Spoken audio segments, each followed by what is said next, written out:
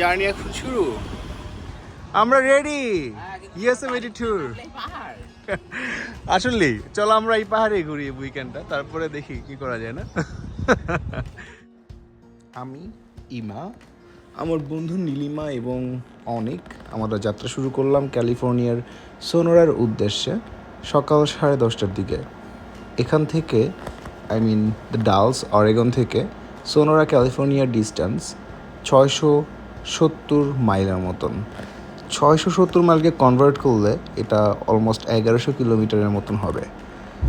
তো হিসাব অনুযায়ী আমাদের সোনোরাতে পৌঁছে যাওয়ার কথা 12 ঘন্টার মধ্যে। আমরা ওখানে পৌঁছে যাব রাত 10:30টার মধ্যে।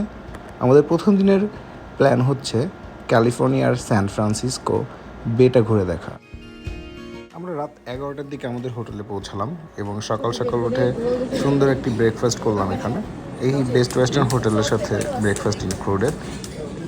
এরপরই আমরা যাত্রা শুরু করব সান ফ্রান্সিসকোর উদ্দেশ্যে।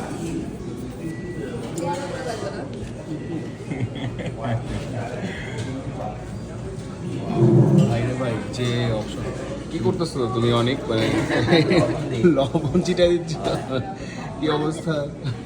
খাবার কেমন? এই পর্যন্ত যেটা খাইছো ভালো লাগছে কোনটা? আমি শুধু পটেটোই খাইলাম, পটেটোটা বেশ মজা। কি রে, সব খাবার নিয়ে আসছো তুমি? এতে পটেটো ছিল। কিছুক্ষণের জন্য হলেও আমরা ফুড রিভিউর হয়ে গেছিলাম।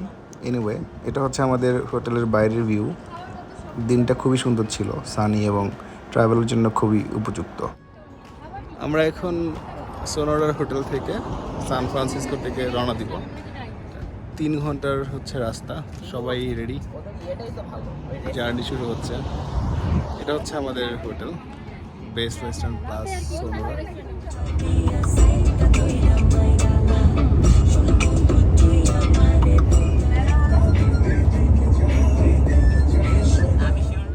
আমরা অনেকটাই কাছাকাছি চলে এসেছি সান ফ্রান্সিসকোর এবং আমাদেরকে সেটা জানানো হলো বোর্ডের মাধ্যমে।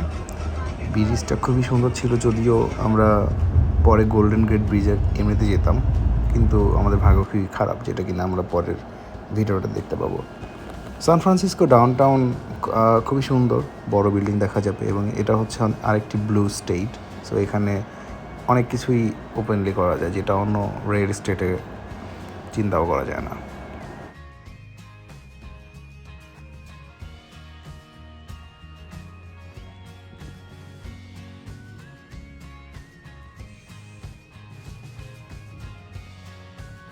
আমরা একটি পেইড পার্কিং লটে আমাদের গাড়িটা রেখে পিয়ার 39-এর দিকে হাঁটা শুরু করলাম। এটা অলমোস্ট 1 কিলোমিটারের মতো একটি হাঁটার ডিস্টেন্স ছিল।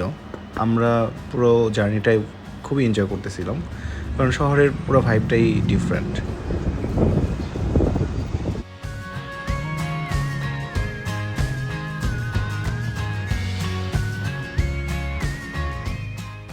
আপনারা হয়তো অনেকেই জেনে থাকবেন যে আমেরিকার অনেকগুলো স্টেট, যে স্টেটগুলো ডিপ ব্লু স্টেট, এখানে পট লিগালাইজড।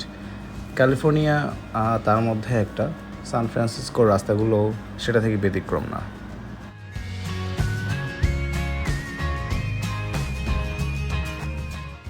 আমার ওয়াইফ ইমা, যেহেতু সে আর্কিটেক্ট, এই শহরের আর্কিটেকচারাল ডিজাইনটা তার কাছে খুবই ডিফারেন্ট লাগতেছিল। ভিডিওটাতে দেখা যাচ্ছে যে এটা বাসাগুলো খুব কাছাকাছি এবং খুবই সরু।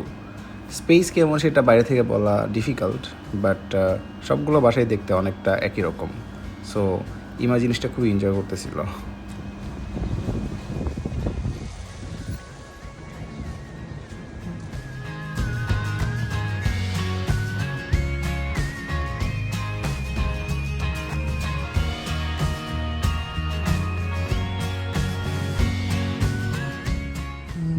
আমরা অলমোস্ট 500 মিটার চলে এসেছি, আর মাত্র অর্ধেক রাস্তা বাকি আছে। এখান থেকেই পিয়ার 39-এর ভিউটা দেখা যাচ্ছে। এই স্মৃতিটা আমাকে আসলে প্রথমবার আমি যখন কক্সবাজার গিয়েছিলাম সেটাকে মনে করে দিয়েছে। খুবই সুন্দর একটা ভিউ, এবং আমরা খুব ভালো মতো এনজয় করবো, এটাই আশা। কে আমার সাথে ম্যাচ করে জামা পড়ছো না? না, তুমি আমার সাথে ম্যাচ করে জামা পড়ছো।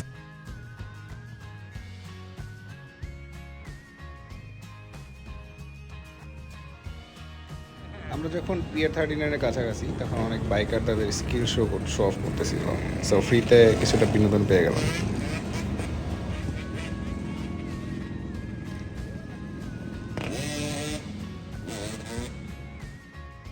আমরা হোটেল থেকে যখন বের হয়েছি তার মধ্যে থেকে এখন পর্যন্ত অনেকটা সময় পার হয়ে গেছে। সো সবাই আমরা অনেক ক্ষুধার্ত ছিলাম। সো আমরা লাঞ্চের জন্য, আমাদের দুপুরে খাবারের জন্য আমরা একটা জায়গা খুঁজতেছিলাম এবং এখানে সি ফুডগুলো অনেক বেশি ফেমাস। সো সেখান থেকে আমরা একটা দোকান সিলেক্ট করি এবং ওটা খুঁজে বের করে এখন যাচ্ছি। খাবারের দোকানটা খোঁজার লিড নিয়ে নিয়েছে অনেক, আমরা তাকে ফলো করতেছি। ফলো করতে করতে এই এত ডাইভার্স একটা জায়গা, এখানে বিভিন্ন দেশের বিভিন্ন রকমের মানুষ, বিভিন্ন ভাষার মানুষ, বিভিন্ন রকম দেখতে মানুষ এখানে আছে।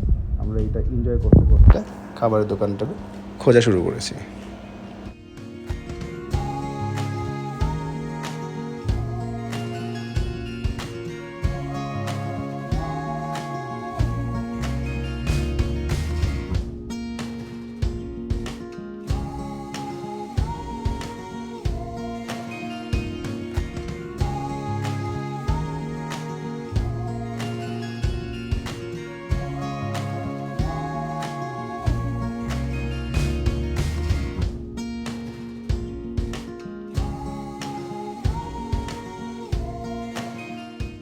ফাইনালি যখন আমরা খাবারের দোকানটা পাইলাম, গিয়ে দেখি এখানে অনেক লাইন এবং অলমোস্ট 15 থেকে 20 মিনিট আমাদের ওয়েট করতে হয়েছে।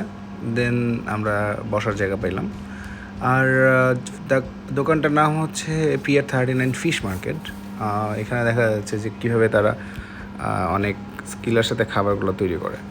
আমরা এক্সপেক্ট করতেছিলাম না যে খাবারগুলো এত ভালো হবে, বিকজ ইউএসের মোস্ট অফ দ্য টাইম আমরা যেহেতু বাংলাদেশে, আমাদের খাবারের টেস্টের সাথে খাবারের অনেক ডিফারেন্স। সো আমরা ভয়ে ছিলাম লিটারালি যে খাবারটা আসলে ভালো হবে কিনা, বাট যখন আমরা টেস্ট করা শুরু করলাম ইট ওয়াজ রিয়েলি গুড। আর আমরা সবাই খাবারটা দেখতে খুবই নাইস।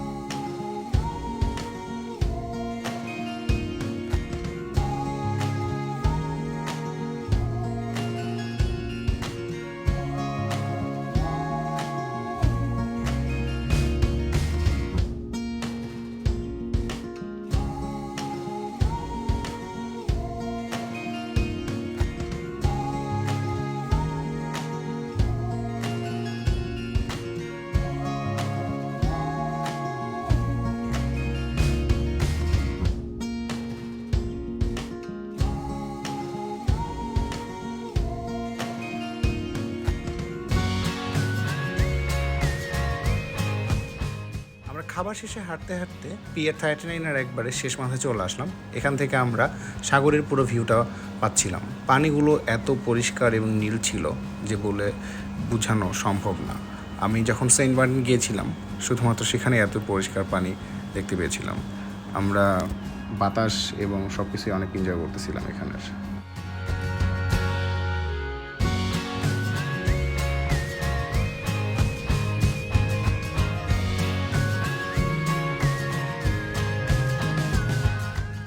যখন এখানে পৌঁছালাম থেকে দেখলাম একটা জাহাজ আসতেছে, সাথে অনেক মানুষ সেলিং করতেছে। সামার টাইমটা সবাই চায় এনজয় করে নিতে, যদিও এই সেলিং করাটা অনেক এক্সপেন্সিভ, বাট সামটাইমস আমার করার ইচ্ছা আছে। এরপর আমরা পিয়ার 39-এর লাভ লক আর লাভ প্যাড লক জায়গাটা দেখলাম। এখানে অনেকেই তাদের নিজেদের ভালোবাসার মর্মটা অথবা একজন আরেকজনের প্রতি বন্ডিংটা দেখানোর জন্য তাদের নাম লিখে এই তালাগুলো বন্ধ করে রাখে। হয়তো তাদের ভালোবাসার স্থায়িত্বটা সারা জীবন করার জন্য এই কাজটা করে থাকে। It's very different but also nice. অনেক ইন্টারেস্টিং জিনিসই দেখলাম, বাট আমরা এক্সপেক্ট করি নাই যে আমরা সিল দেখতে পারবো এই পিয়ার 39-এর এখানে। আমি জীবনে এর আগে সিল দেখি নাই, সো এটা আমার জন্য খুবই স্পেশাল মোমেন্ট ছিল।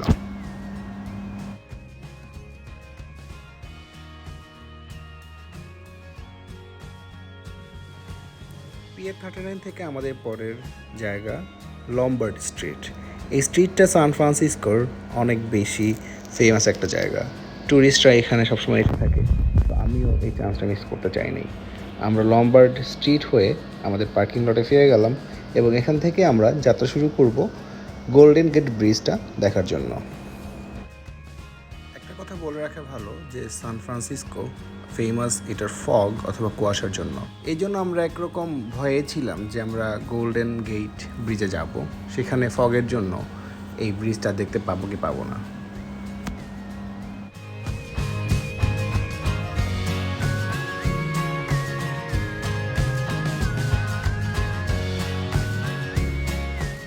পথে যেতে যেতে আমরা ওয়েইমো কোম্পানির সেলফ ড্রাইভিং কার অথবা যে কারটা নিজেই নিজেকে চালায় সেই কারটা দেখার আমাদের সৌভাগ্য হলো। জ্যাগুয়ার ড্রাইভারের জায়গায় কেউ থাকবে কেউ নাই এটা ফ্রি, এটা ফ্রি ব্রো, এটা কিন্তু ফ্রি সার্ভিস।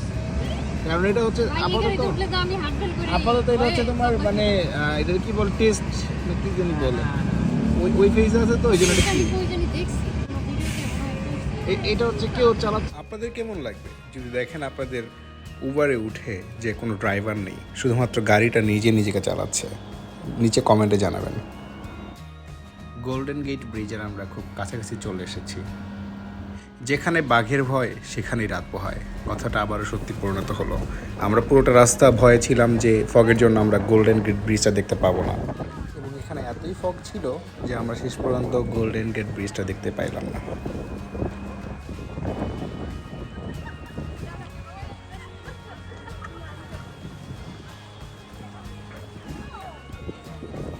ফগের জন্য জায়গাটা অনেক বেশি ঠান্ডা ছিল, এই জন্য নীলিমা দৌড় দেওয়া শুরু করলো যাতে গাড়ির ভিতরে ঢুকতে পারে। আমি খুব সাহস নিয়ে বাইরে দাঁড়িয়েছিলাম এবং এরপরে আমার হাত পা কাঁপা শুরু করলো। তখন আমি উইশ করতেছিলাম যেন আমার ফ্রেন্ড গাড়িটা নিয়ে খুব তাড়াতাড়ি চলে আসে।